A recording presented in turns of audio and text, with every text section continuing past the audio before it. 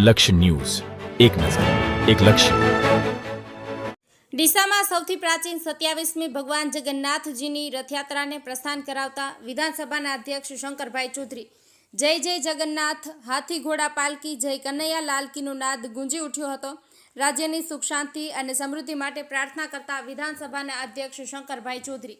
આજે દેશભરમાં ભગવાન જગન્નાથજીની રથયાત્રા નીકળી. અષાઢી બીજની ભગવાન જગન્નાથજીની ડીસા શહેરના પ્રાચીન રામજી મંદિરથી 27મી શોભાયાત્રા નીકળી હતી. ત્યારે ડીસામાં સુભાષચંદ્ર બોઝ સેવા સમિતિ અને શિવ સેવા સમિતિ ડીસા દ્વારા શુક્રવારે 27મી ભગવાન જગન્નાથજીની રથયાત્રા વિધાનસભાના અધ્યક્ષ શંકરભાઈ ચૌધરીએ ભગવાન શ્રી જગન્નાથજી, મોટાભાઈ બલરામજી અને બહેન સુભદ્રાજીની મૂર્તિઓની શાસ્ત્રોક્ત વિધિ અને પૂજા અર્ચના કર્યા બાદ પ્રસ્થાન કરાવ્યું હતું. ડીસાના ધારાસભ્ય પ્રવીણભાઈ માળી સહિતના વિવિધ આગેવાનો, ધાર્મિક સંગઠનો મળીને ભક્તોએ ધામધૂમથી રથયાત્રાને પ્રસ્થાન કરાવ્યું હતું. શહેરમાં જય જય જગન્નાથ, હાથી ઘોડા પાલકી, જય કનૈયા લાલકીનો નાદ ગુંજી ઉઠ્યો હતો.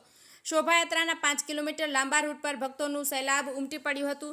શહેરના પ્રાચીન રામજી મંદિરથી નીકળેલી આ શોભાયાત્રા રીસાલા મંદિરથી SCW 4 રસ્તા અંબિકા ચોક થઈને ભગવાનના મોસાળ ગયા બાદ વિશ્રામ કરીને સરદાર બાગ આગળ પહોંચી હતી, જ્યાં ત્રણેય સ્થળોને રથને વિરામ આપવામાં આવ્યું હતું.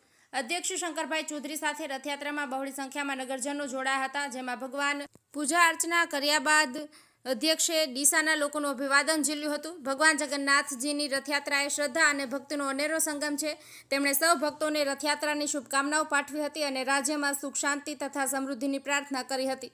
ચુસ્ત પોલીસ બંદોબસ્ત સાથે રથયાત્રા ડીસાના મુખ્ય માર્ગો પર ફરી વહી હતી, જેમાં મોટી સંખ્યામાં ભાવિ ભક્તો ઉમટી પડ્યા હતા.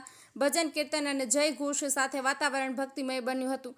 ઠેર ઠેર રથયાત્રાનું સ્વાગત કરવામાં આવ્યું હતું અને પ્રસાદ વિતરણ પણ કરવામાં આવ્યું હતું. જ્યારે રીસાલા ચોકમાં આવેલા હીરા બજારમાં PN ફાઉન્ડેશન દ્વારા ભાવિ ભક્તોને બુંદીનું પ્રસાદનું વિતરણ કરવામાં આવ્યું હતું.